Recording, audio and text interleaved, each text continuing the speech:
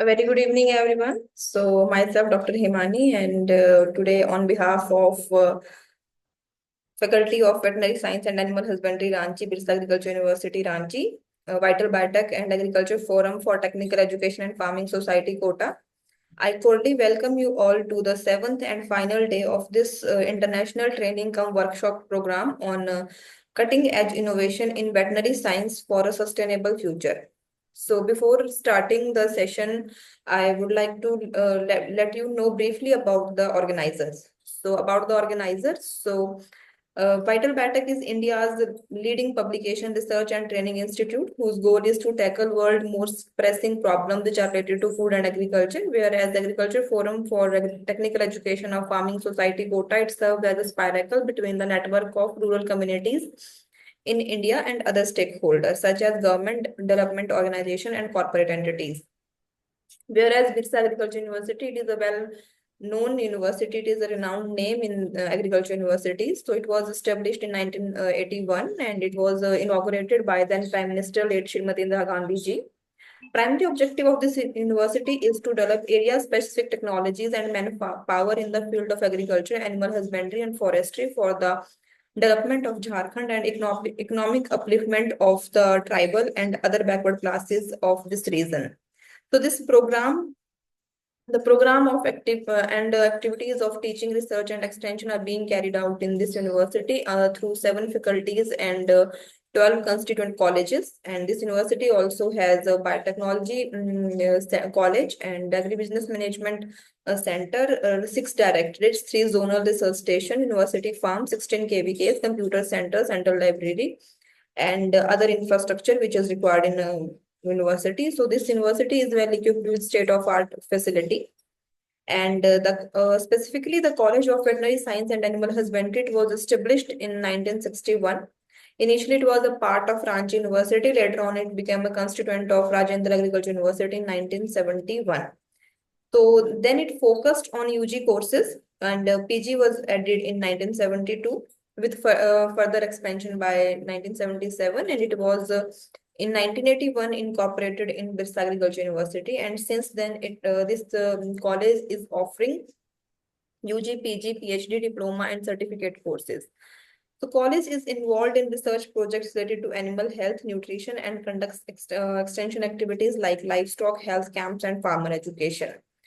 So I would like to congratulate the organizers and the entire organizing team once again for organizing this insightful training program, which has helped the participants to get knowledge about so many of the important topics of veterinary sciences. So, dear audience, today we have our speaker for the session, Dr. Dinesh Kumar. And you all know Dinesh Kumar sir very well because Dr. Dinesh Kumar is also a member of organizing team. He is organizing secretary of this training program. It was all his efforts that we are able to connect here, and this program is organized. So we are all very thankful to him. So before Dr. Dinesh starts his topic, I would like to let you all a little bit know about Dr. Dinesh. So he is currently a assistant professor cum junior scientist in Department of Animal Nutrition, College of Veterinary Science and Animal Husbandry at Birsa Agriculture University, Ranchi. So, sir has done his bachelor's in veterinary science and animal husbandry from the Anand Agriculture University, Gujarat, and then master's in veterinary sciences in animal nutrition from NDRI Karnal, and PhD in animal nutrition from ICR Indian Veterinary Research Institute, Ijadnagar, Bareilly. Since February 2017, he worked as an assistant professor in the College of Agriculture at Jawaharlal Nehru Krishi Vishwavidyalaya in Jabalpur in the Department of Veterinary Science and Animal Husbandry. And in September 2022, Sir start working as an assistant professor cum junior scientist in Department of Animal Nutrition at College of Veterinary Science and Animal Husbandry, Birsa Agriculture University, Ranchi. Sir has maintained a stellar academic record throughout his studies. He has received numerous awards, and which includes the National Talent Scholarship, the ICMR Junior Research Fellowship, and Senior Research Fellowship from various funding agencies. Additionally, he is also the Assistant Registrar for PG courses in charge of the college academics and the dairy unit. He published more than 30 research articles in well-reputed national and international journals. Additionally, Sir has written 50 extension articles, 15 books, book chapters, two instruction manuals, and a technical bulletin also. As a co-PI, Sir has also managed two projects with outside funding, and he is a life member of numerous professional societies and association, including Animal Nutrition Association. Sir regularly participates in conducting various workshop and training sessions for academicians and farmers to increase the knowledge of cutting-edge development in the field of animal science. And Sir is also reviewer of six prestigious journals with significant national and worldwide impact. So these are all the efforts of Dr. Dinesh Kumar that today we all are here and we all are able to conduct this training. So with all these words, I would like to invite Dr. Dinesh Kumar for his lecture. So today, sir is going to talk on the topic as we can see on the screen. So I think now it's time for Dr. Dinesh to take over this virtual stage and discuss Thank about. you, Dr. Hemani, for introducing me nicely. So, respected participants, very good evening to all of you. As we are approaching today to end of the training program, that is the validative function today. So, after this lecture, we will start the validative function within 5 minutes of joining of the dignitaries virtually. So, let's start so that we can complete before the time. So sorry for the late start of the session today due to some technical reason. So anyhow, we are able to complete the assigned topic within that stipulated time. So very much good evening to all of you. Now we are going to start our last lecture of this training session, that is ameliorative strategy for methane mitigation in livestock within the context of a changing climate. Sir, put it on slideshow mode. There is already slide.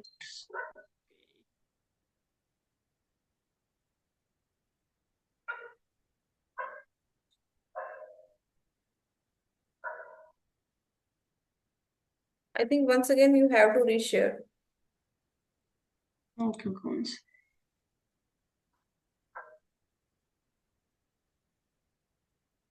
Yeah, fine, sir. Okay.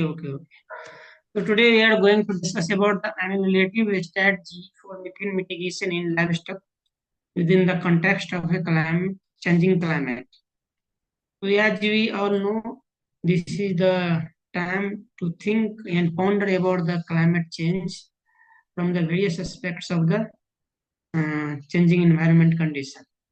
So this is the one part that is contributed from the animal husbandry sector. Later on, we discuss all those aspects. So before that, we are just going to see the what is actually the current scenario or introductory part. So 70% of the livestock in India mainly is owned by the 67% of the small and marginal farmers. So taking the 210 as the 2010 as the base year, the world would need 73% more meat and 58% more milk in 2050 as per the expected projection. To support the growing number of population, that is reach up to the 9 billion population. So to support that much population, we have to feed the growing young generation population to the healthy protein. Besides this, to support that large number of animals, we have to maintain the proper nutrition of the animals. So the global demand for the meat is growing, particularly in the China and India, and which could see an 80% boom in the meat sector by the 2030 due to the new and growing adult middle class. In fact, supporting that much of the animals, we have parallelly deficit with the concentrated feed of 44%, green fodder of 35.6%, dry crop residue of 10.5%. So with that, we have again facing the challenges how you can maintain that much number with a balanced ration feeding or proper nutrition to the animal that will support finally to the protein nutrition to the human population. So here just we are see the statistical differences into population, how much they increases since last 1 decade. So considering the 2012 livestock population, there is 4.6% in the livestock population in 2019. So simultaneously, there is increase in the cattle population of 0.83%, buffalo population of 1%, goat population is of 10%, and sheep population of 14%. As you know, slaughtering of the cattle is banned in the India, so major meat production or source is from the goat and the sheep. Apart from the poultry, 16.80% is the growth. And there is decrease in the number of population of pig due to the some religious reason, because some part of the India are only rearing the pig for meat purposes. Here we are just going to see the species wise milk contribution in 2022 and 23, because that much number of milk production is supported by the huge number of population of cattle and other livestock in India. So cow indigenous is supporting only 10.73% of milk production, non-descriptive 9.51%, crossbreed share here see 29.81%, exotic pure is 1.86%, goat 3.30%, buffalo non-descript is 12.87%, and buffalo indigenous is 31.94%. So there is a huge increase in the number of crossbreed animals towards the contribution of total milk production in India, especially uh, in the region of Haryana, Punjab, Western UP. There is huge number of increase in the crossbreed population of animals because of the high milk producing capacity. So looking to these challenges nowadays, global or worldwide, there is a major challenges we are facing nowadays. So there are some challenges in front of us to deal with all these challenges. And first and foremost challenge you see here is sustainable development and climate change. That's why we are took this training program to somewhat flash on the light of this aspect of development. So how we can just somewhat contribute to maintaining our environment and prevent the or slow the changes in the climate. As you all know, the adverse effect of the climate in terms of flood, earthquake, then forest fire nowadays in the America and the Mexico also. And some everywhere it is some one or more weather uh, adverse effect are seeing nowadays due to the climate change. Another aspect is the clean water providing to the societies, then population and resources, democratization, then long-term perspective, global convergence of IT, rich and poor gap. So there is nowadays more increase in the difference between the rich and the poor, especially in India, because Indian total asset or wealth is governed by the only 10% of the population in India.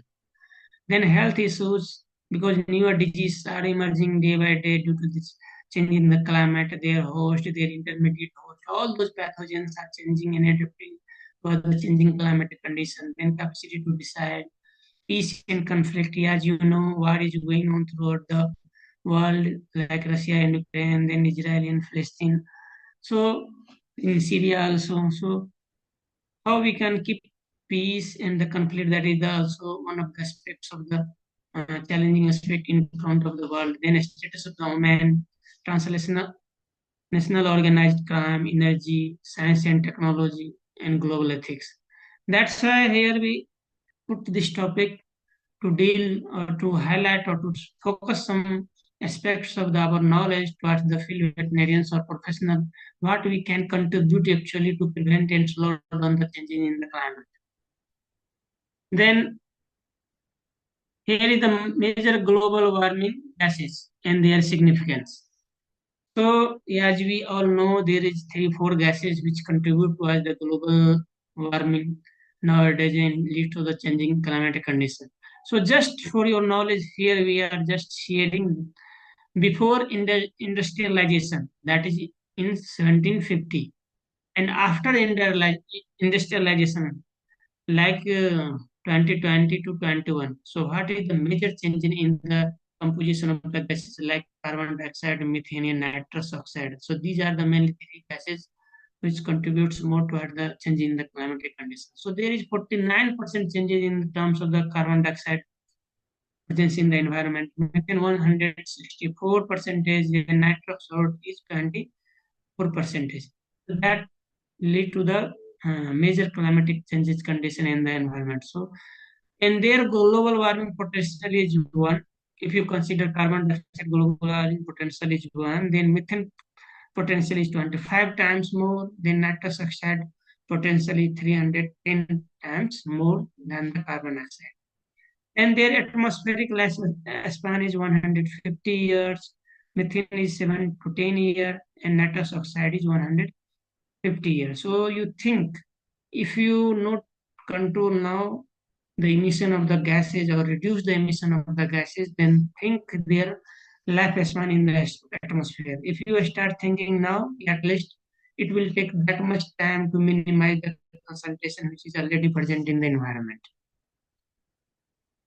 Here, just I want to show you that there is the contribution of different global gases in the greenhouse gas emission. Which sector throughout the world having the contribution towards the greenhouse gas production? So, first and foremost thing of greenhouse gas production is the electricity, heat production, and other energy sources. That contribution is 35%. After that, industry emit 21%, transport emit 14%, building emits 6.4%, and only 24% is agriculture and allied sector is having contribution towards the greenhouse gas emission. Out of 24, 50% is emitted from the agriculture and 50% is from the forestry and the land uses. And out of 50% from the agriculture, livestock enteric fermentation contribute only 40%. Then manure handling leftover on the pasture contribute 16%. Then synthetic fertilizer 13%. Whatsoever we apply the fertilizer in the agriculture feed for the production, that also emit the greenhouse gas emission because 100% cannot be utilized by the plant in the water. Paddy rice also emit 10% because paddy rice have the inhibitant of methane producing bacteria due to water logging. Then manure management 7%, burning of the savanna is 5% and other contribute 9%. So this is the scenario of emission of greenhouse gas emission from the different sector throughout the world. Here is the scenario, just I want to show you that which country is contributing more greenhouse gas emission because nowadays every country is trying to reduce it due to the change in the climatic conditions. So first and foremost country that is producing highest amount of greenhouse gas is China, 30.9%, US is 13.5%, India is only 7.3% emission.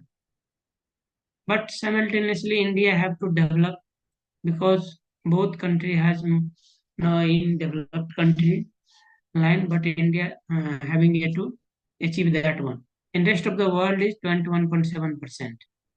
Here just we discuss what is the per capita emission. That means per person how much we can emitting. So India is emitting very less, 0.7%. Okay, per year, 0.7. Apart from the Middle East, because of the population only, we have huge population in India. That's why per capita emission is very less than the other countries. So in Middle East include Bahrain, Oman, Kuwait, Qatar, and UAE, Middle East. Measuring the total carbon emission of the country doesn't always paint the accurate, most accurate picture of your country contribution if their population is not considered. Okay, so that is very difficult to consider the per capita emission of the greenhouse gases. Same slide I already discussed this one. Here just I want to show you that how much greenhouse gas is produced if you want to keep or rear the animal for these purposes. Like if you want to rear the animal for beef, butter, and cheese, then it is produced 15.65. If you rear the animal for food, poultry, or fish, then 7.245 per kg. Again, oil rice 3.15, milk, bread, cereals, pasta 1.55, fruits, greenhouse gas, vegetables 1.25, and free range fruits and vegetables 0.18. So if you move towards the agriculture of vegetarian feeding, then definitely there is less release of greenhouse gases comparison as compared to the non-veg feeding. Here, I just want to show you the greenhouse gas emission in terms of kilogram carbon dioxide equivalent per year from the different species of the animal like buffalo, cattle, chicken, goat, pig, sheep, and total.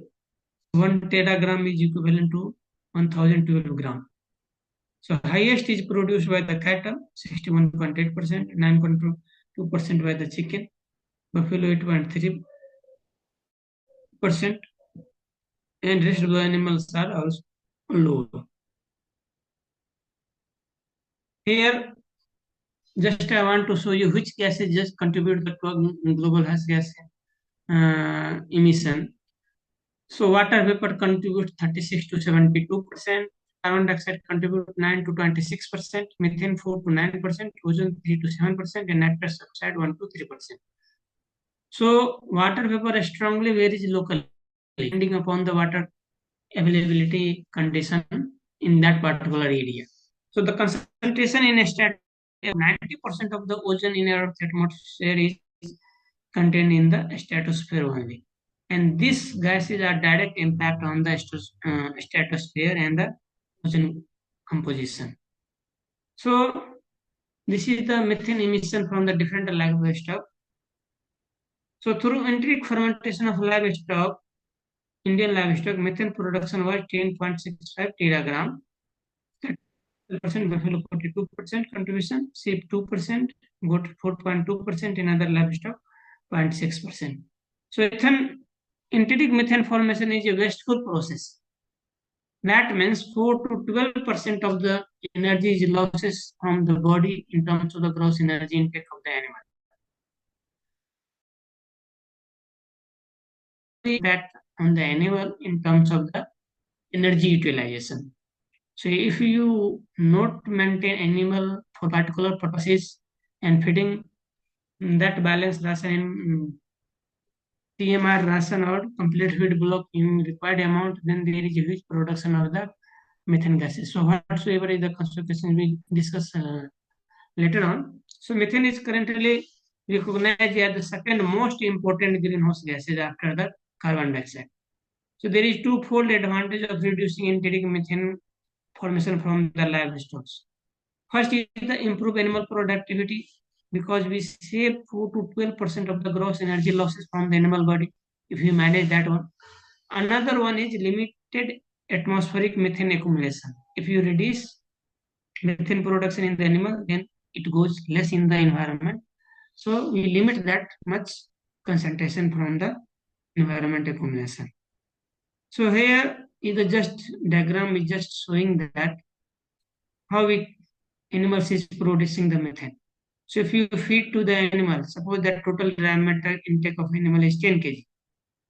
So it leads to the production of volatile fat acids 3 kg, out of which carbon dioxide is produced 350 liters because it is essential part in the rumen microorganism are ferment this total diameter and produce volatile fatty acids. Apart from that, production of methane and the hydrogen, and that carbon dioxide and hydrogen is utilized for the synthesis of methane, that is 250 liters. So this is the rough calculation of how 10 kg consuming cattle and buffalo are producing that much amount of carbon dioxide and methane. So why we should go for the rumen intervention? Because rumen, as we all know that it harbors the millions of billions of the microorganisms in terms of bacteria, virus, protozoa, fungi, yeast, all those archaebacteria are present in the rumen and act coordinately and degrade the fibrous feed that is not utilized by any group of the animal and produce the valuable protein sources, like in terms of milk and meat. So, so 70% amino acid what is required by the animal is produced by the rumen macros in the rumen. And 70 to 90% energy required by the animals are also produced in the rumen by the rumen microorganism. And second aspect is insufficient rumen microbial system lead to, if we not manage human environment properly, then it lead to the poor nutrient utilization, economic losses, and if any misbalance in microbial ecosystem, that also lead to the poor intake of the diameter, poor digestibility, and poor health condition. So what is the different factor that are influencing the methane production in the animal? If we know this thing, then after that we can target this aspect and reduce the production of methane gas from the animal. So type of the carbohydrate which we offer to the animal that directly covers the production of hydrotide fatty acids, carbon dioxide, and the methane. Then roughage and concentrate ratio that definitely affect the production of volatile fatty acids, methane, and the because it directly or indirectly governs the growth of rumen microorganism in the rumen, and accordingly they produce the respective byproduct. And another aspect is level of feed intake, type of fat in the diet, animal species, animal production level, passage rate from the rumen to the small intestine and the large intestine. Then definitely environment, either it is summer condition, humidity condition, hot and humid condition, or winter condition, and genetic factor. All those factors govern the production of methane in the animal. So what is the option to reduce the methane production from that? So there is 3 point or 3 main marker where we can target to achieve the reduction of methane from the animals. First and foremost thing is the in vitro hydrogen formation in the rumen molecule. If these, because carbon dioxide and the hydrogen acts as a substrate for the formation of methane. So anyhow, if we can reduce the production of hydrogen formation in the rumen, definitely there is less availability and less production of methane. Another aspect is reduced hydrogen availability to methanogens. Okay. And third and foremost important aspect is inhibit methanogens or associated protozoa, because methane producing macroorganisms are attached with the protozoa for their nutrient in terms of carbon dioxide and the methane. So in this target, if we focus on that one, then we can definitely reduce the production of methane in the rumen.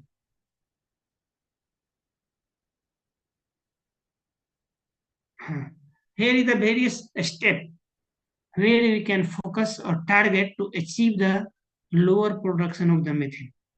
Here we cannot discuss all those aspects, although we are trying to discuss some important aspects to minimize the production of methane. First and foremost thing is the diet manipulation.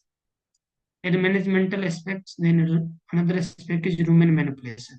So in terms of diet, we can offer the balanced diet to the animal or total mixed ration to the animal. Definitely we can regulate the metabolic activity in the rumen, and we can minimize the production of gases in the rumen. Then rumen methane production is reduces. So in animal plant breeding, that can definitely affect. Then rumen pH of the animals, that can definitely affect the metabolic activity of microorganisms in the rumen, and their end product, that is volatile fatty acids, carbon dioxide, and methane is altered. Then composition of the diet and additive like fats and oil, if we use, then definitely we can reduce synthetic chemicals, natural compounds, tannins, saponin, plant secretory metabolites. If you use, then definitely we can reduce the production of these gases. Managemental aspects include animal numbers, how much in numbers we are keeping. Just adopt the policy that if animal is in good production stage, producing good or enough amount of the milk or meat or whatsoever in the question, then we should keep. Otherwise, low producing animal you can cull or whatsoever is the means. Then forage quality. So develop with type of forage that will contain the less amount of the fiber. So if fiber percentage is less in the feed, then there is less chances of production of formats, that is hydrogen and carbon dioxide and methane. Then alternative livestock system. So how we can adapt new technology to minimize the stress and utilization of nutrient in animal we can maximize. So if you minimize the stress and increase the utilization of the nutrient, definitely we can reduce the production of gases. Then efficiency. Then another aspect whatsoever we can target is human manipulation in terms of natural variation, defaunation, antibiotics, bacteriocins, vaccine, acetogens, or kill viruses. So that viruses attack the bacteria. So first and foremost thing is balance ration feeding to the animal. If we balances the ration to the animal, definitely animals efficiency of utilization of nutrient is increases and their energy is less diverted towards the production of methane because maximum carbon dioxide which is produced in the rumen is utilized. Then why we should go for the feeding of balanced ration to the animal? So first thing is that feeding of poor quality the fish lead to the more acetate production. As we all know that there is three volatile acid mainly produced in the rumen, that is acetic acid, propionic acid, and butyric acid. And that acetate and carbon dioxide help in the production of methane. So if we feed the poor quality the feed to the animal, then more acetate production and which contributes the higher methane production. So in terms of that, 2 to 15% of gross energy is lost due to methane production. And it also causes the global warming, as we already discussed. And it also reduces the production of microbial protein because animal having only microbial protein as a source of protein, ruminant animal mainly. So whatsoever point we consider, what we point look after first before going to formulate the balance ration in field conditions. First and foremost thing is feed available. If you want to formulate a ration in a particular region, then you must know the whatsoever feed is available in that region. We can include that one only. The nutritive value of the feeds. What is the nutritional composition of that feed? Then you must consider the feed cost. The nutritional requirement of animals for desired goal. What is the minimum requirement of nutrition that must fulfill the animal desired goal? That means is either kept for the transportation purpose, either it is kept for a growing animal purposes or meat animal purpose, or either it kept for a milk production animal. Accordingly, you can fulfill their nutrition requirement based on any feeding standard like Asia feeding standard or BIS or NRC feeding standard, whatsoever is the feeding standard. Then another one is other requirements or limitations, such as minimum fiber. So this fiber depends upon the purpose for which we are formulating the balance ration. Next one is what we should follow.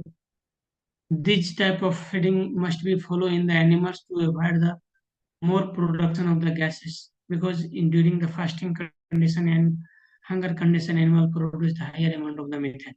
So each phase would represent a different energy requirements and therefore a different ration should be prepared during the each phase. So one single ration will every group of the animal also. Suppose that if animal is freshly calved, so first 10 weeks of calving there is reduced matter intake due to their stress condition and other physiological effect also. Animals are not able to consume that much amount of dry matter, but it should maintain the rapidly increasing milk production due to their body loss reserve. So animals are usually not able to eat that enough amount of feed, and it also withdraw nutrient whatsoever reserve present in the bones and the tissues. So in second phase, second 10 week after the calving, there is maximum level of milk is achieved production. Accordingly, animal having the maximum level of feed intake also receive. So in that we can manage during the second phase. So in third phase, last half of lactation. So milk production is decreasing after that one. And fourth phase is total dry period of 7 to 8 weeks. Time for feeding fetus and restoring the body reserve. So you must care the animals in fourth phase because we have to maintain the animal in dry period also. So we have to provide the maintenance ration, then their pregnancy ration and transition ration also because in that period animal will be calved. So what is the different aspects of feeding of the animal? So diameter is increased as the number of feedings are increased in the animal. So once only you offer the feeds in 24 hours in the animal, then their diameter will be reduced. So frequently, if you increase the feeding to the animal, then diameter will be increases. So many dairies and organized farms are using the total mixed ration concept for feeding of each group of the animal, either growing animals, either heifer animals, either lactating animals or dry animals. Because each category of animal having the special requirement of dry matter, nutrients for a particular function. So here are generally feed free choice to the animal. And to prevent the wastage, we can offer in different time interval throughout the day. Silage is generally feeding one or twice in a day, depending upon the availability of labor, and also fed after the milking only, because silage having the off flavor. So if we feed early before milking, then definitely it will absorb the off flavor, and that flavor comes in the milk. And concentrate mixture generally we offer to the animal twice a day during the milking time.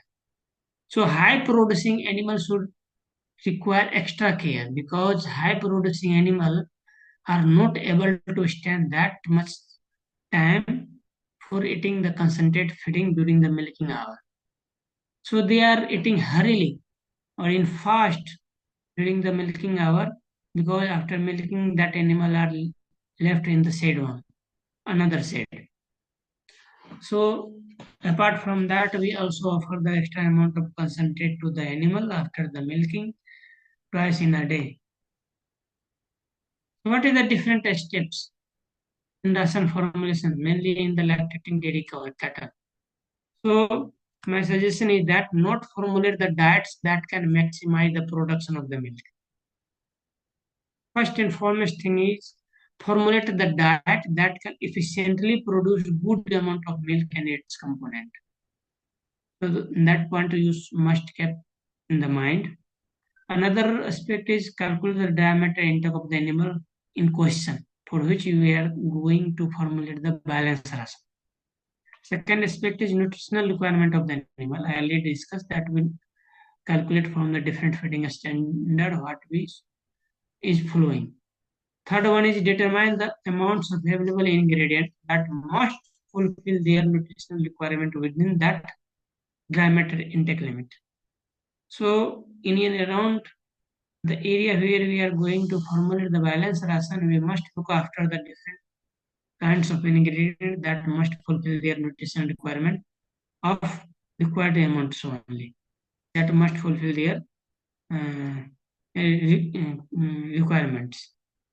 So there is preparation or precision determination of nutrient requirement of the animal. After that, we can first balance the energy nutrition, second protein nutrition, and third is mineral and vitamin nutrition. So in that way, we can strategically prepare the balanced ration. So what is their impact of feeding the balanced ration if you feed to the animal?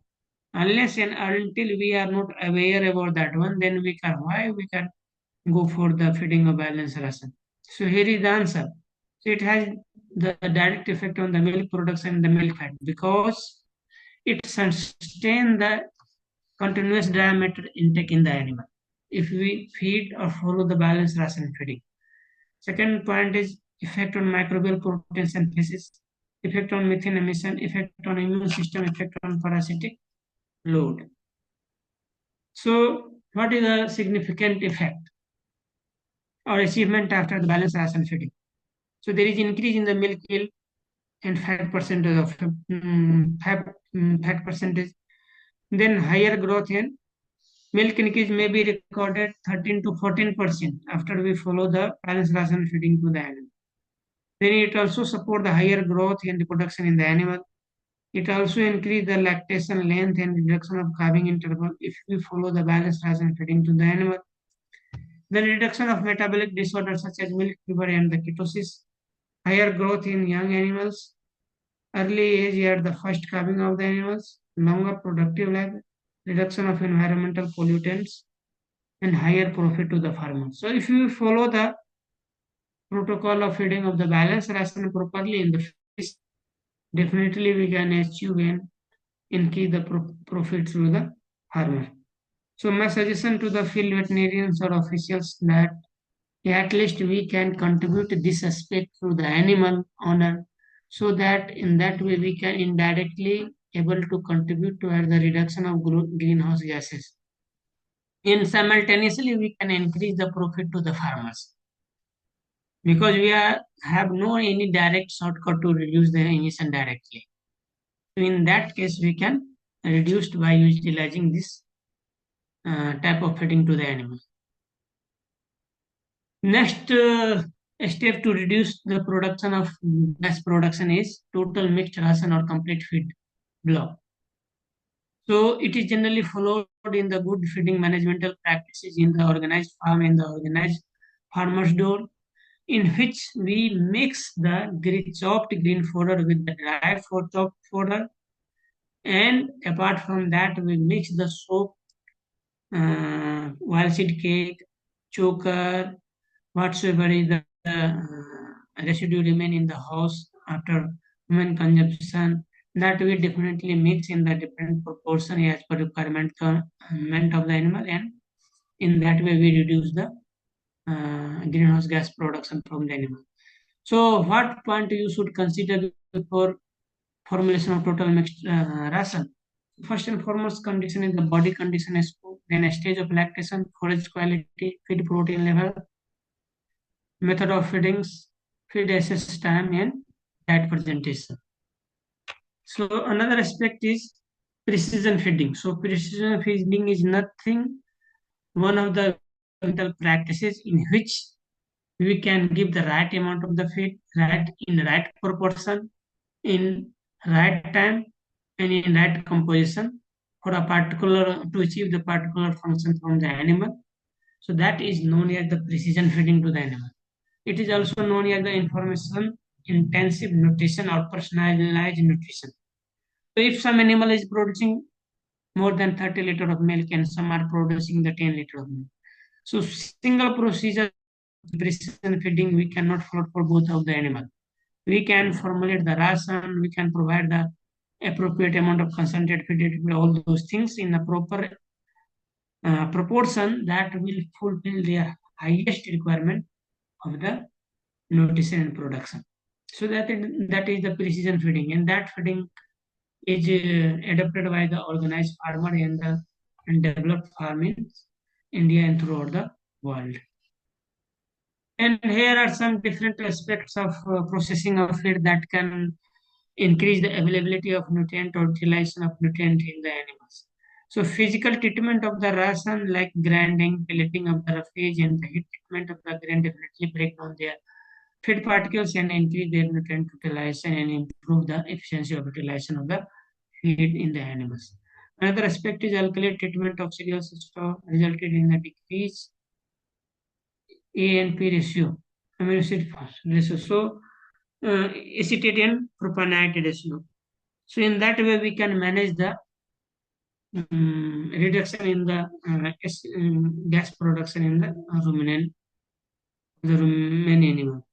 So the intensity of inhibition was related to the straw type, which type of straw we are feeding to the animal, like oat straw, wheat straw, barley straw, rice straw, and then alkali using sodium hydroxide, ammonia, calcium hydroxide. So totally it depends upon the which type of straw we use. The maximum inhibition was obtained with wheat straw treated with ammonia. 58 liter methane per kg of organic matter, ठीक है, in the control where reduced to 37 liter per kg of organic matter after digestion, after treatment of the straw. Okay, so we can reduce after treatment from 58 liter of methane per kg of OMAD to the 37. So see what is the reduction level of the methane simply by changing their diet. Then chopping and pelleting. So definitely if we chop the uh, fiber containing feed like green refuges or dry fodder. So definitely we can reduce the cell wall digestibility and increase the passage rate and reduce the methane production. Because we all know cell wall contain the lignin, silica, all those things, and that are very much resistant to the host enzyme digestibility. Another one is forage preservation. So methane production reduces when forage are inhaled due to less digestion. To inhale forage in the rumen because of extensive fermentation during the silage making. So if we feed the silage to the animal, then their production of the methane is reduced because during the process of silage preparation, organic acids are already produced from that silage, and there is very less production of the methane. So increasing the proportion of easily fermentable carbohydrates by the decreasing the phage amounts in the diet. So these are the dietary factors that governs the production of methane in the rumen. Diet rich in starch which favor the propionate production will decrease the methane and FOM ratio in the rumen. Then frequency of feeding when where low frequencies tend to increase molar proportion of the propionate. 30% decline in the methane production was found decreased when the nominal passage rate of liquid and solid phases increased from 54 to 68%. In that way, we can also reduce the production of methane. Then increasing the level of non-structural carbohydrate in the diet by 25% would reduce the methane production by as much as 20%. But this may result in other detrimental effects, that is acidosis, laminitis, fertility, other problems will occur. So we cannot go for that one feeding. So another aspects of reducing the methane is the feed additive. We already discussed the major aspects. This is the minor aspects where we can directly inhibit the particular function environment. So like methane inhibitor, chloroform, colloidal hydrate, hemicolloidal या hemiacetal of colloidal and starch, trichloroacetamide, trichloroethylene, adipate, 2-bromoethane sulfonoic acids, 19-ethylquinone. So these are the additives that methane extract methane inhibitor in the rumen directly targeting the methane producing bacteria and reduce their number. So definitely there is reduction in the methane production.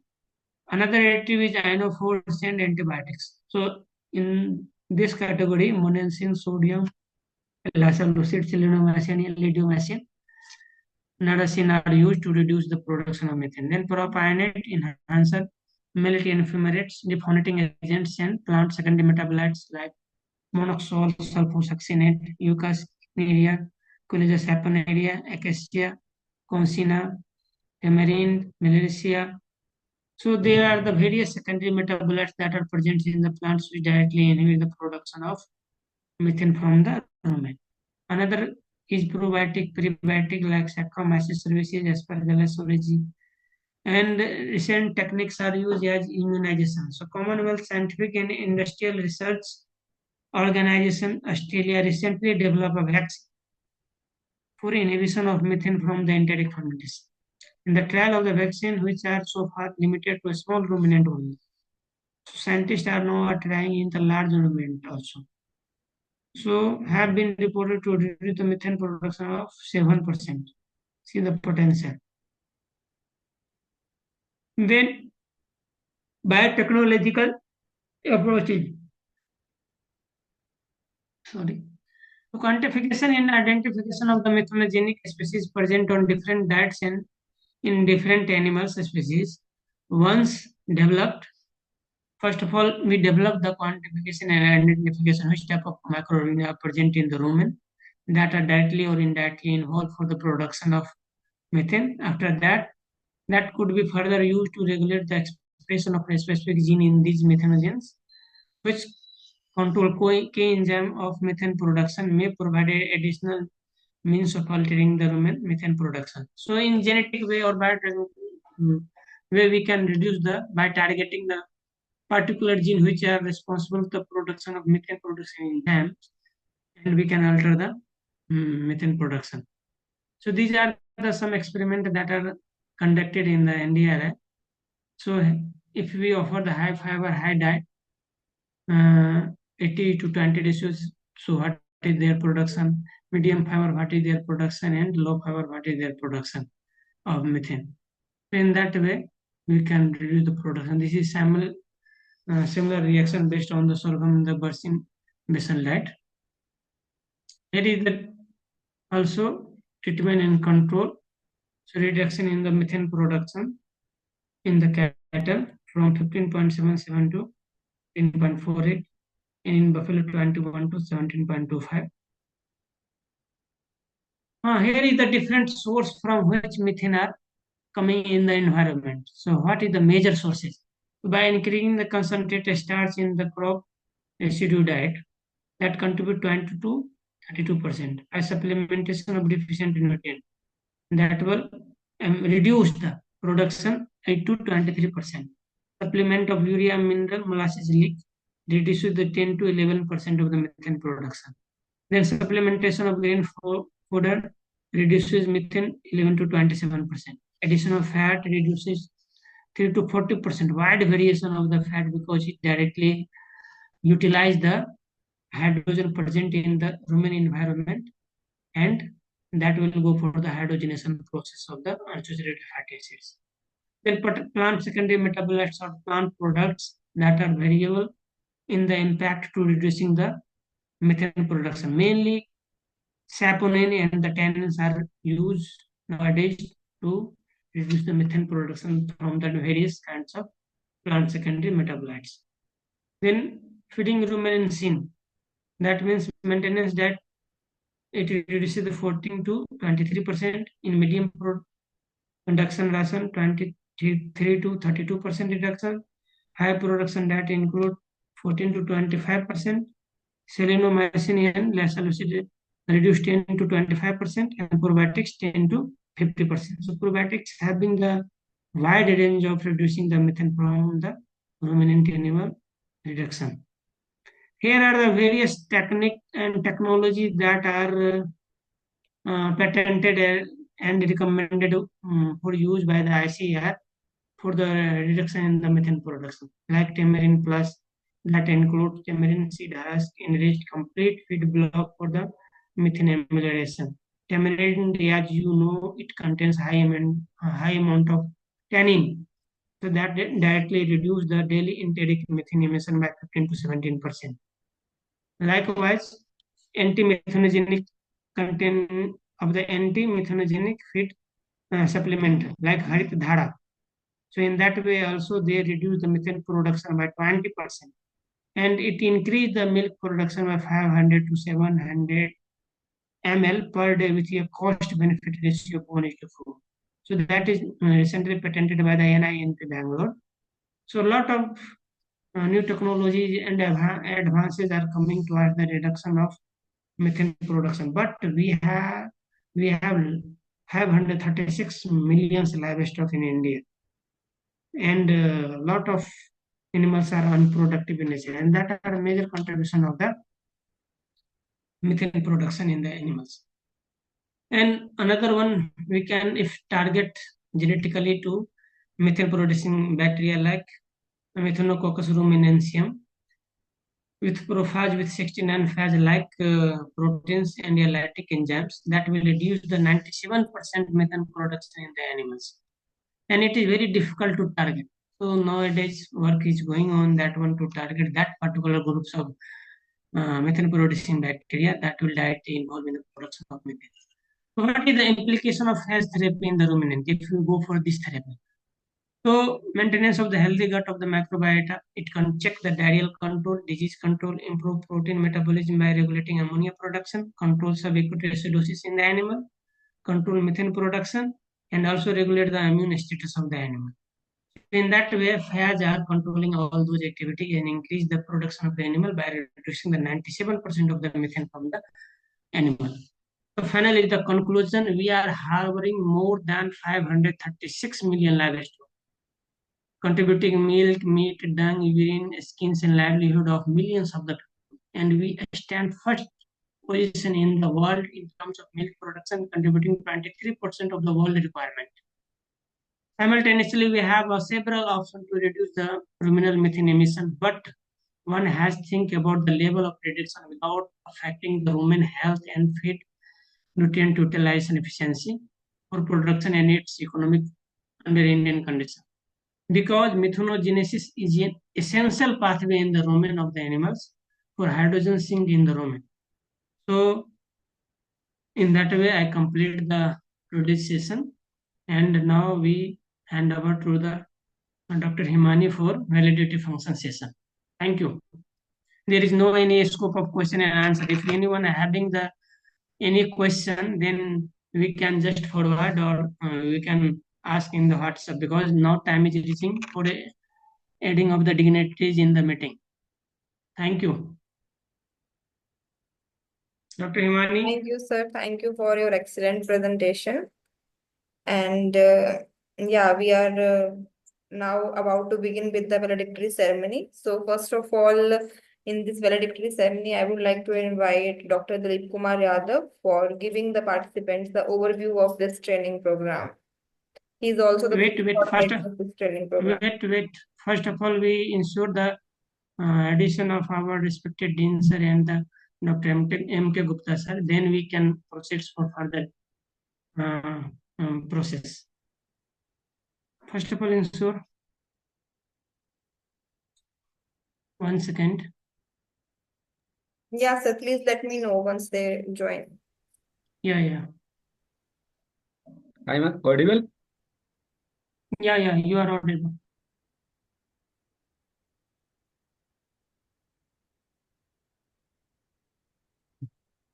Hello. I think they have not joined yet. Dr. M.K. Gupta and Dr. Sushil Prasad has not joined yet, I think. You please check and let me know. Okay. Dr. First of Dilip all, sir, you are audible, but we are just waiting for Dr. M.K. Gupta and Dr. Sushil Prasad, as Dr. Dinesh Kumar has said. Yeah. 1 second. The I ensure participants first. don't leave the meeting because we are about to make some announcements in the end of the training session, and so kindly attend the valedictory function and also be there for the announcements. Thank you. Okay, now we are just ensuring.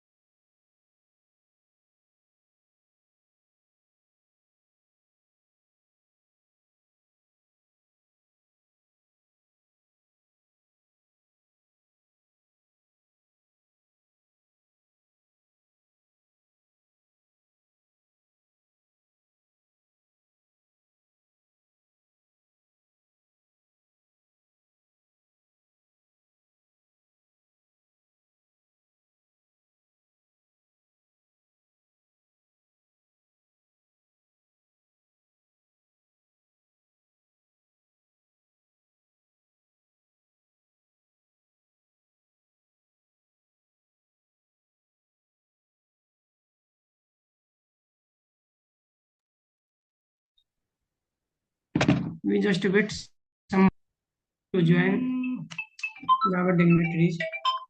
Ji sir.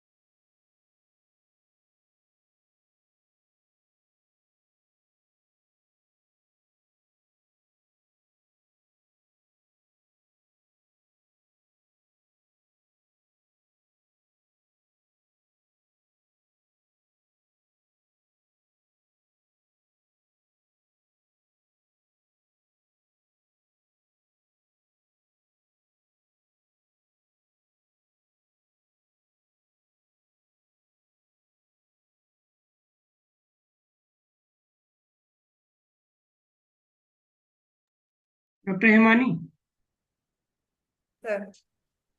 whenever Dean sir and Dr. M. Gupta sir join, just make them co-host. Okay,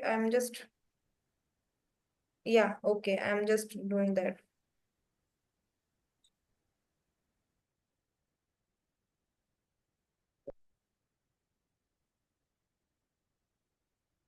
Can you please let me know, MK Gupta sir has joined with which name?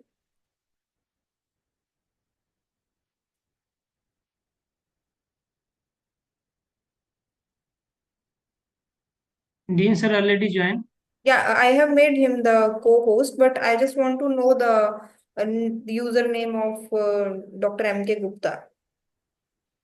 Sir Yeah, is now also he has joined. joined. Yes, yes, yes. Now he has joined. Okay. Okay, now continue the. Yeah, we Yes. are done. Thank you, sir. Thank you for your assistance. And dear participants, thank you for waiting. And Dr. MK Gupta and Dr. Sushil Prasad had joined, and we are very thankful for them to joining us for the valedictory ceremony. So, as you all know, this program was organized by Faculty of Veterinary Science and Animal Husbandry, Ranchi, and Birsa Agriculture University, Ranchi, Vital Biotech and Agriculture Forum for Technical Education of Farming Society, Kota. So as we are on the concluding day of this training program, so for the valedictory ceremony, our dignitaries have joined us. So we are very grateful for them uh, for for their precious time which they have devoted to this training program. So first of all, I would like to invite Dr. Dilip Kumar Yadav for giving you the overview of this training program. He is also the course coordinator of this training program. So Dr. Dilip Kumar Yadav, over to you, sir. Thank you, Dr. Himani. I am audible. Yes, sir, perfectly audible. Very good evening, honorable dignitaries, respected guests, esteemed participants.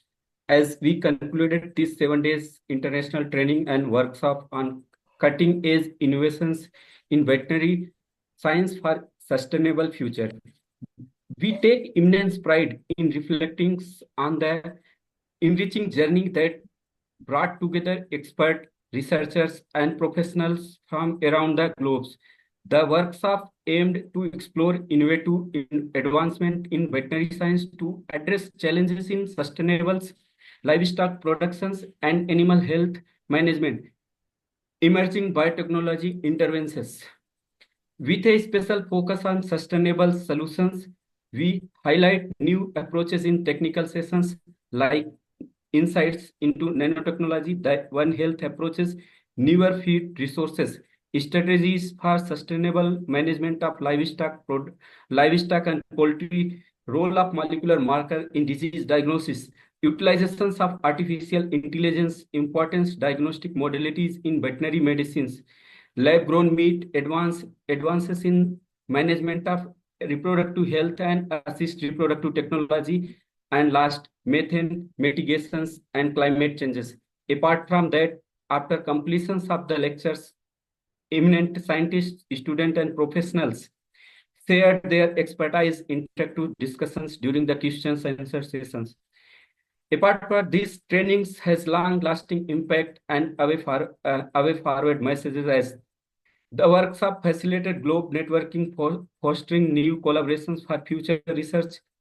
It emphasized the role of interdisciplinary approaches in veterinary sciences to ensure the sustainable livestock productions and improved animal health management.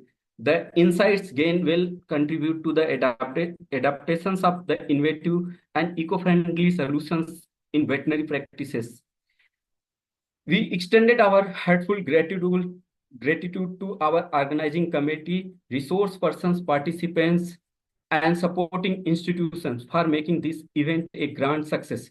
A special thank to our respected dean sirs and collaborators who supported this initiative. As we move forward, let us continue to our commitment to new innovations in veterinary and animal sciences for ensuring the sustainable futures for animal health and livestock productivity. Thank you, and we look forward to future collaborations. Thank you all. Over to you, Dr. Imani. Thank you, sir. Thank you so much. And now I would like to invite Dr. M.K. Gupta, sir. He is the HOD and HOD of Department of Animal Nutrition at College of Veterinary Sciences and Animal Husbandry, Birsa Agriculture University, Ranchi. And sir is also Dean PG Studies at the university. Sir, I would like to hand over this virtual stage to you and kindly enlighten our participants with your words of wisdom. Thank you very much, Dr. Himani, for inviting me. And it's an honor to be a part of this valedictory function of this 7-day training program on cutting-edge innovations in veterinary science for a sustainable future. A very pertinent topic. We know that the science is growing at such a fast pace, that to keep people abreast with them is very important.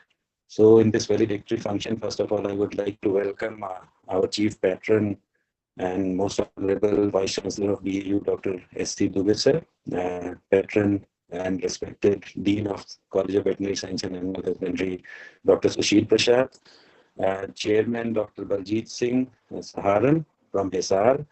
Then we have Course Director Dr. Jitendra Mehta, which is President AFTEFS, Kota.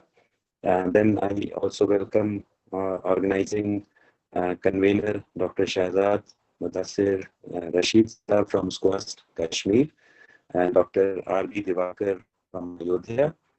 I also welcome organizing secretary Dr. Dinesh, Dr. Kullu, and Professor Sanjay Sharma, and course coordinator Dilip Kumar Yadav, Dr. Rashmi, Dr. Dharmesh Tiwari sir from Ayodhya.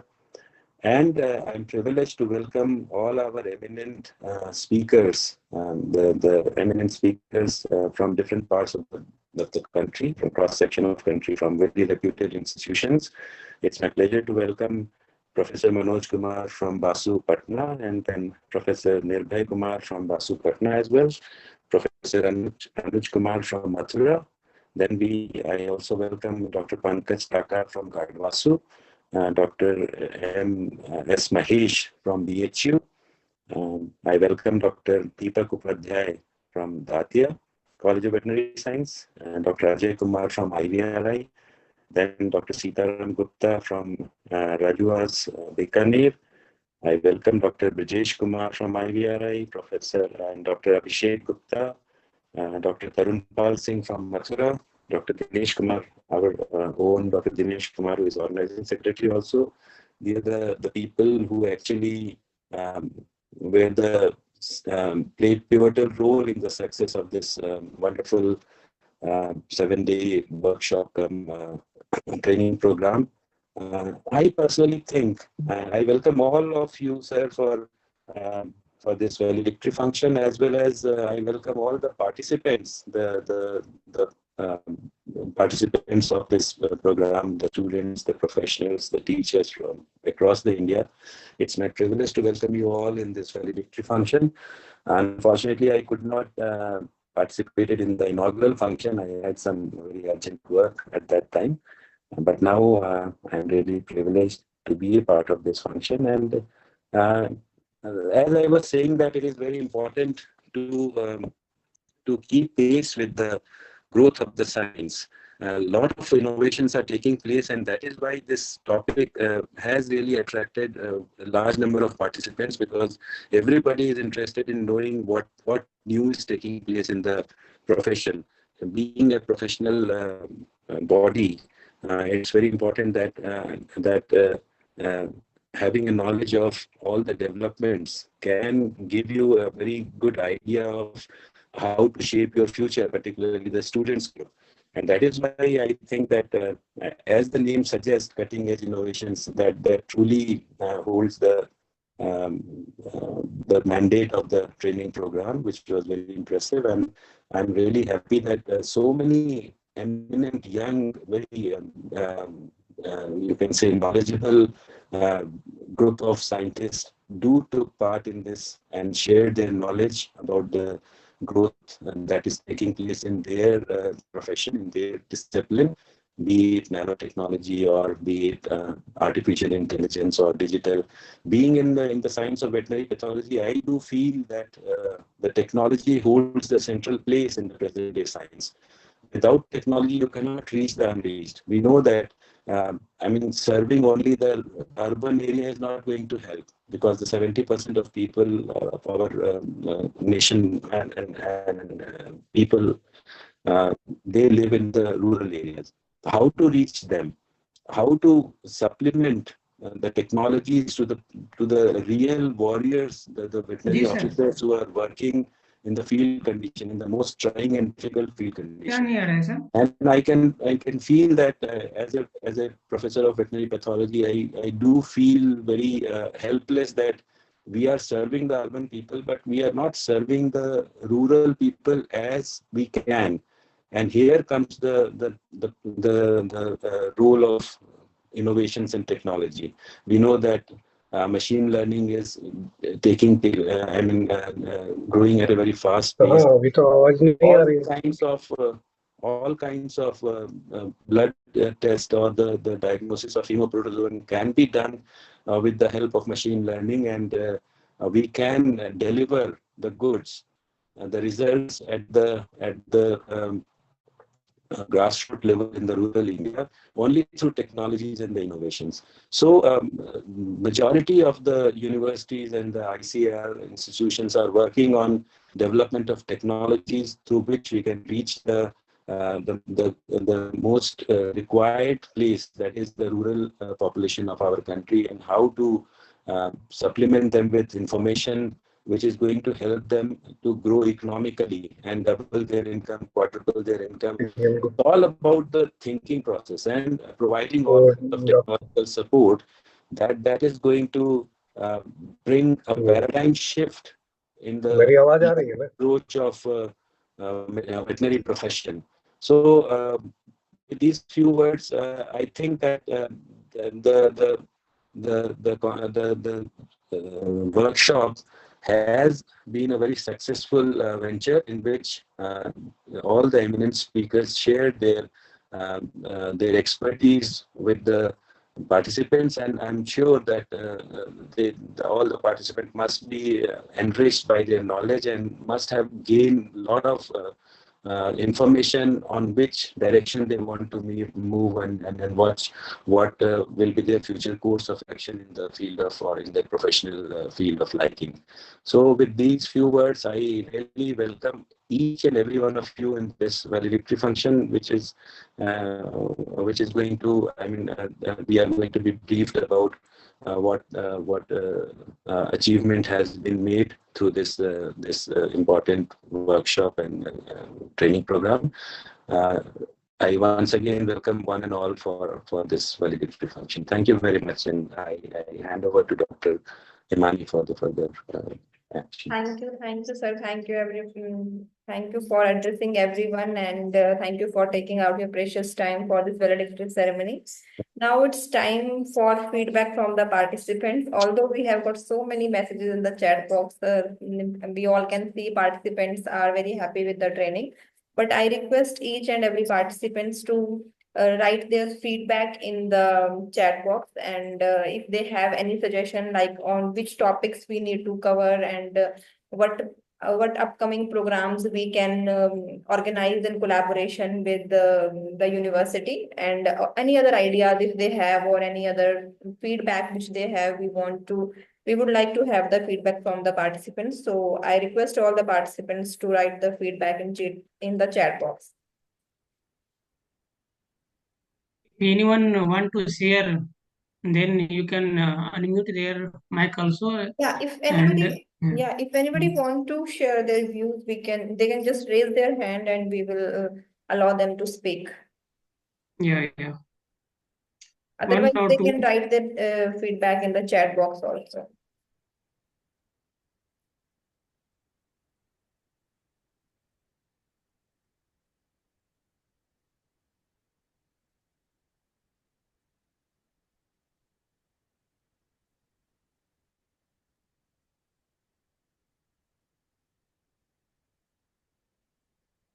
Anyone interested to share their feedback during entire session of 7 days training program, then you are most welcome.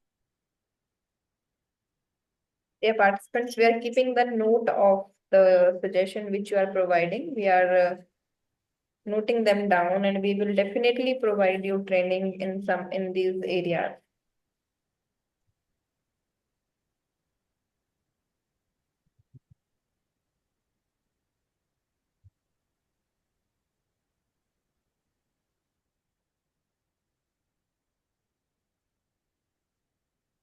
Go ahead, Dr. Iman.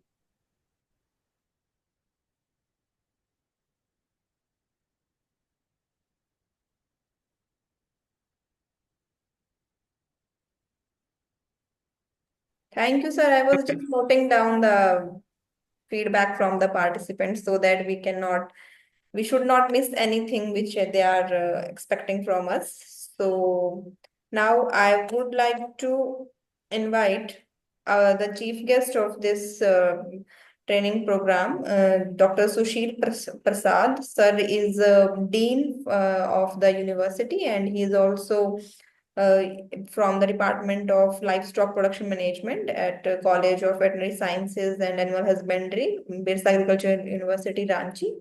So, sir, I cordially invite you for your address. Over to you, sir.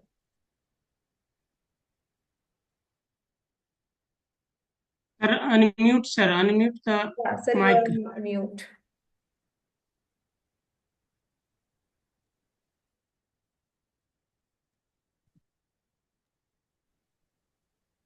Is it Okay, okay? sir. Yes, sir. Okay. Yes, sir. I am audible? Yes, sir. Audible, sir. Thank you, Dr. Shivani. And good evening to all of the participant and the honorable guest, esteemed scientists, the researchers, and my dear students and the farmers and policymakers especially. I feel proud to be a stand before you that during this valedictory session of this 7 days training and workshop on the veterinary science, that is the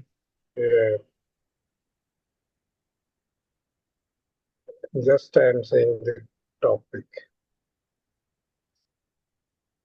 Cutting edge of cutting edge in innovation in veterinary science for sustainable future. So this 7 days training, today we have gathered here to conclude this session, this training program. And this during this training program and how well it was organized in the Faculty of Veterinary Science and Animal Husbandry, Ranchi, that I congratulate the organizing secretary, Dr. Dinesh, as well as all the faculty members, the, those who have made it a successful program of 7 days. So in this program, especially the I thanks the speakers, those who have covered all the aspects of the veterinary science and how they will make it a sustainable venture for the veterinarians and the farmers.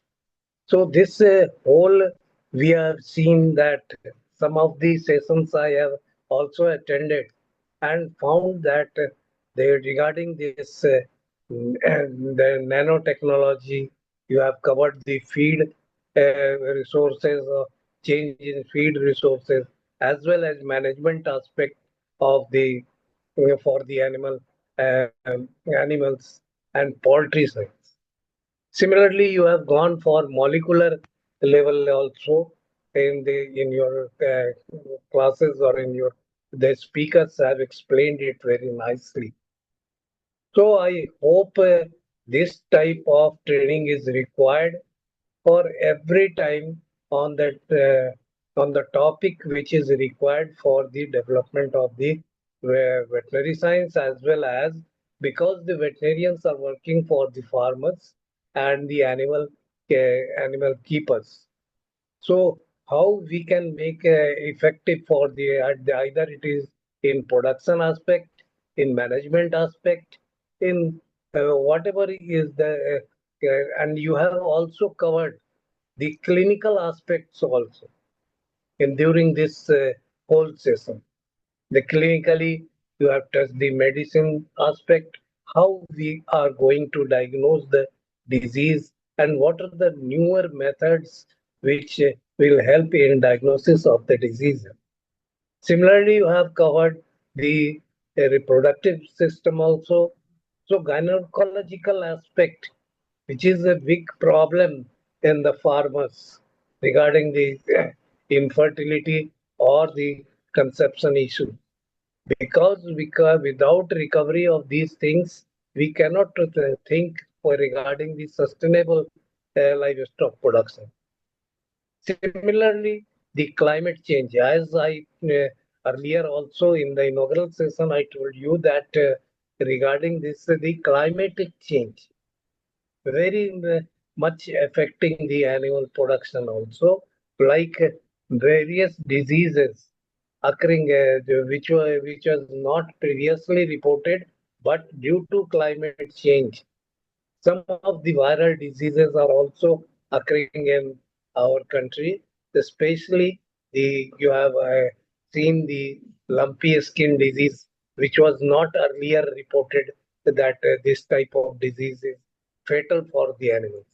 So how it will be a sustainable? So how what is the process and we should our researchers should think that how that either it is on nanotechnology or the molecular level, we can forecast the disease. So this is the problem regarding the climate change. So policy we have on that day also I told you that 7 days training program. Certainly, the organizing secretary should think and taking the opinion from the participants that give your opinion so that we can make a recommendation in by this 7 days training that this type of work is required for the veterinarians for the for its sustainable future. So I hope definitely it will be think by this. I thank all the speakers, those who have given a very nice topic speech on the during this session, and also the participants those who have participated in this program, and during 7 days session, I have seen that many number was so much high. So in this case, the number of participants are more. So definitely, the after this training, the organizers should definitely collect some of the recommendation, one or two recommendations regarding this either climate change or what modification we require for a sustainable future of the veterinary science. So this is the main thing, and I, formally I conclude this session as in the more nice for a grand success of this training program. So this training program should go on on different topics because this will help all the veterinarians, students, as well as the policymakers, and finally it will go to the farmers. By this, I am handing over the mic to Dr. Shivani. Thank you, sir. Thank you for addressing all of us. We are very grateful to you for taking out some time from your busy schedule on the first day and on also on today. So thank you, sir. Once again, I thank you on the behalf of all the participants. And moving forward, I would like to invite Dr. Jitendra Mehta, President, Vital Biotech and Agriculture Forum for Technical Education of Farming Society, Kota, for his gratitude note. Over to you, sir. Thank you, Dr. Imani, to provide me an opportunity to express of my words in front of wonderful audience. And many people have made extraordinary contribution in the successful conduction of 7 days international training camp workshop program. And I feel very happy to thank them. And in this series, Dr. Jitendra Mehta, President, AFTEFS, first thankful to the chief guest, Dr. Sushil Prasad sir, University Professor, Dean, Department of LPM, College of Veterinary Science and Animal Husbandry, Birsa Agriculture University, Kanke, Ranchi, under whose leadership this organization is working. Sir, your words always great blessings for us. And I thank the guest of honor, Dr. M.K. Gupta sir, University Professor, Dean PG and HOD, Department of Animal Nutrition, College of Veterinary Science and Animal Husbandry, Birsa Agriculture University, Kanke, Ranchi, and Dr. Ajit Kumar Sinha sir, ex-professor, HOD, Department of Animal Nutrition, College of Veterinary Science and Animal Husbandry, BAU Kanke, Ranchi, whose guidance we get every step, through which we were able to reach this position today, and hope that we will continue to get your guidance in future also, sir. And I express my gratitude to the organizing secretary, Dr. Dinesh Kumar, assistant professor cum junior scientist, who provided unique support in channelizing the entire program. And I am grateful from the bottom of my heart to the course coordinator, Dr. Dilip Kumar Yadav, convener of this program, Dr. M.K. Gupta sir, whose point-to-point guidance we were able to easily overcome all the difficulties in this program. And I am grateful all the members of National and International Advisory Committee, Advisory Secretary, and Organizing Committee who fully supported us in making this program successful. And I am grateful to all those highly knowledgeable speakers of this program who, on the basis of their grassroots knowledge, helped in improving the knowledge of our participants. And finally, on the behalf of AFTEFS and Vital Biotech Education Group, I thank our host organization, Department of Animal Nutrition, College of Veterinary Science and Animal Husbandry, Birsa Agriculture University, Kanke, Ranchi, to providing us to opportunity to organize this program, and I hope that we must have lived up to the exemption, and we will continue to get the opportunity to be involved with you in future also, sir. And finally, thank you all. Over to you, Himani. Thank you, sir. Thank you so much for your words of gratitude. And dear participants, I have already requested you all in chat box to start your video. So once again, I request everyone present in this meeting to start their video so that we can just capture few moments for memory. And Definitely. I had no electricity for some time, but I also kept my camera on, thinking that you all will on your camera. But I requesting you all to turn on your cameras. Okay, and now I would like to invite Dr. Dinesh Kumar for his vote of thanks. So, Dr. Dinesh, over to you.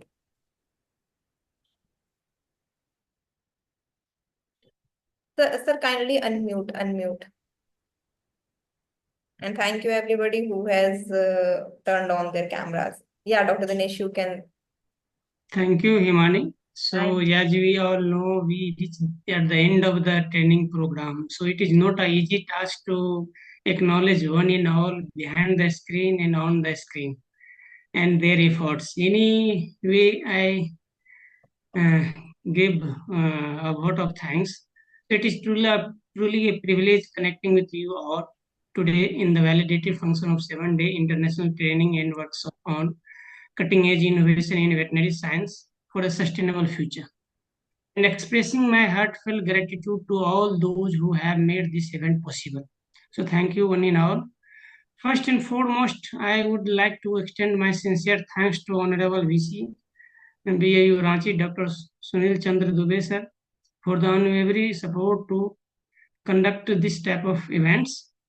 Your commitment to promoting such meaningful initiative has left a lasting impact on all of us, and we are grateful for your kind support in organizing and facilitating this event. So thank you very much, sir. A very extraordinary mention goes to respected our Dean, sir, College of Veterinary Science and Animal Husbandry, BU Kanke, Ranchi, Dr. Sushil Prasad, sir, for their invaluable leadership and guidance. Your constant encouragement and vision were pivotal in the successful execution of this event.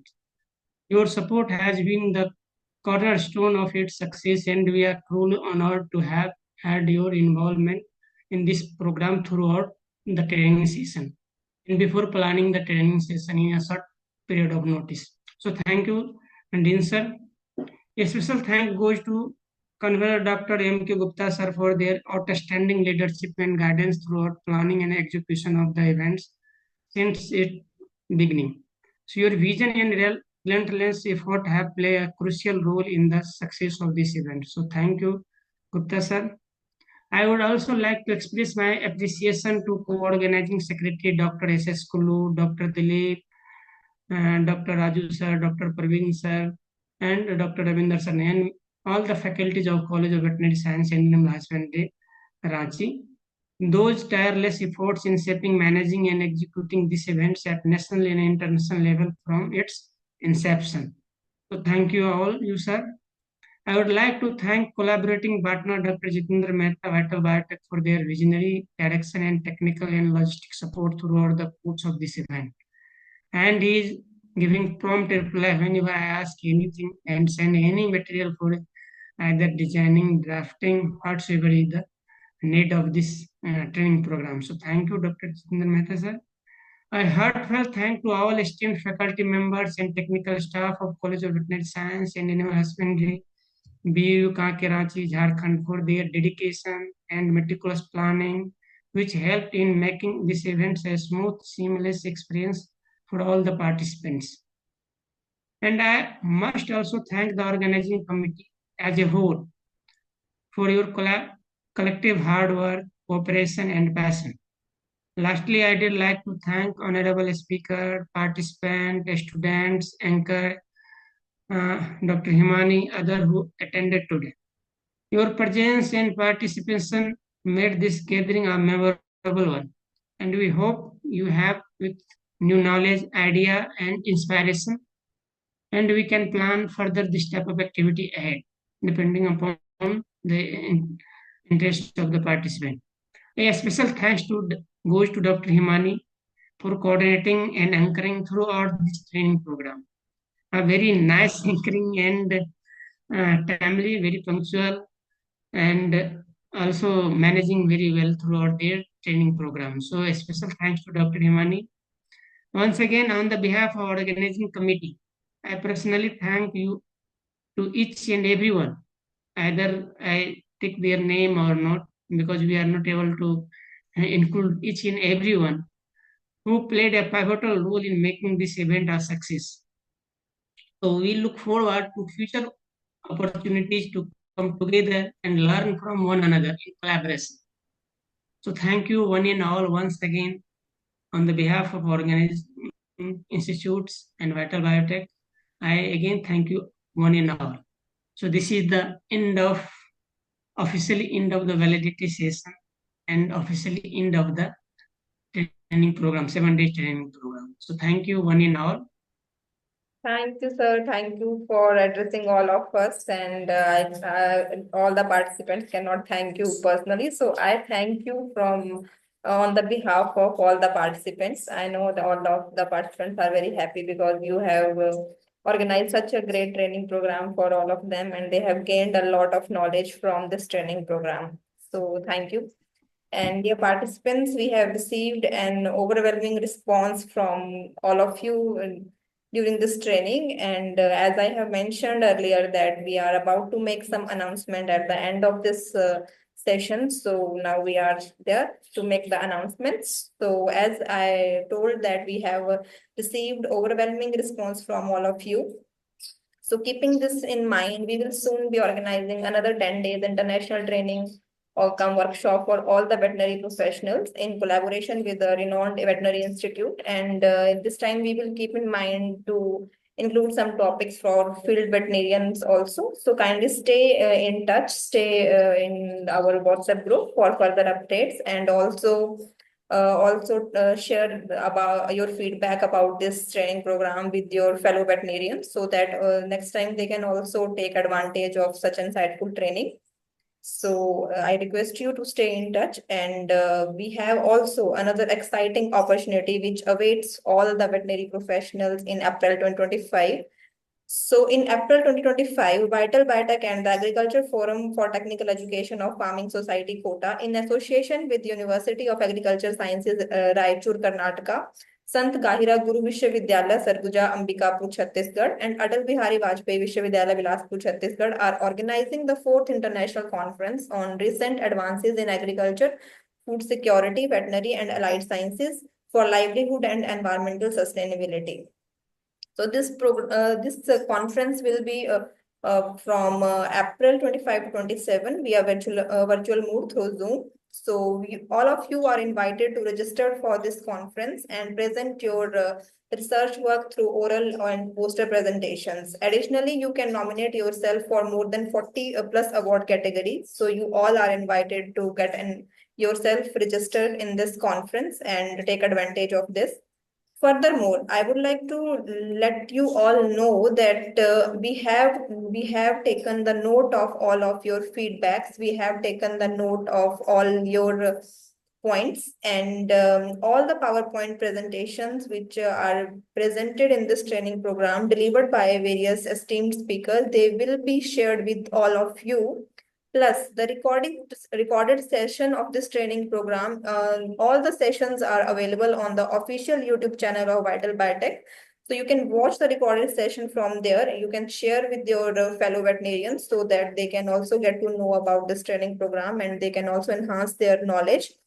And also, don't forget to like, share, and subscribe the official YouTube channel of Vital Biotech. For more updates, you have to stay connected, and for that, you have to like, share, and subscribe the channel. And also, you can see on your screen, Dr. Jitendra Mehta has shared the screen showing the information about the upcoming conference. So you can take your notes from there as well. And also, there is also one more important announcement in the end. So participants who have registered for this training program, they will receive their participation certificates within the next 2 days. Participants, the soft copy certificates will be given in next 2 days. Okay, so kindly note that and make a note of it. Participants who opted for hard copy certificates are requested to carefully check the soft copy of their participation certificate upon receiving it. And if they found any error, please inform us within 2 days of receiving the soft copy certificate. After this period, we will proceed with the printing of certificates and no correction request will be entertained after that. So kindly make a note of it. And once you receive your soft copy certificate, do check it properly. And if you find any error, kindly report to us so that we can rectify the error and we can proceed with the printing of your certificate. And it will also help us in delivering the hard copy certificates on time. So talking about the hard copy certificates, they will be dispatched to your respective provided address by within 15 to 20 days. So dear participants, as we reach the conclusion of this training program, so on the behalf of the organizers, Faculty of Veterinary Science and Animal Husbandry, Birsa Agriculture University, Ranchi, and Vital Biotech and Agriculture Forum for Technical Education of Farming Society, Kota, and the entire organizing committee, I extend my heartfelt gratitude to all our incredible speakers for their insightful talks and to the even more wonderful audience which you are for your enthusiastic participation. I'm confident that this training program has inspired and enhanced the knowledge of each one of you. So with this, I sincerely thank you for joining this 7 days training program and being so patient and attentive throughout this training program. I look forward to seeing all of you and even your friends in our upcoming events. And once again, thank you. Stay in touch, keep learning, and have a wonderful evening. Thank you all. Thank you all. Dinesh sir, many congratulations. Thank you. Congratulations to Sabko the bhi. And all and participants. organizers also. You can join that next event also if you like suitable for you, and all certificate will be delivered within 2 days by mail or WhatsApp. So you can check any error in there, then we will modify it within 2 days, and then finally we will dispatch hard copy certificate and soft copy also. Thank you, everybody. Thank you so much. Thank you. Now Thank you. we disconnect Yeah. virtually, but connect. Congratulations, Imani, also. Thank you, sir. Thank you. Thank you. Thank you so So much, thank you, Dinesh participants. sir, Now I and take all. your Thank you. leave. Thank you. आपको भी सभी को thank you. Thank We you. will meet again in next like that For event, sure. successful event. Thank you, sir. Thank you.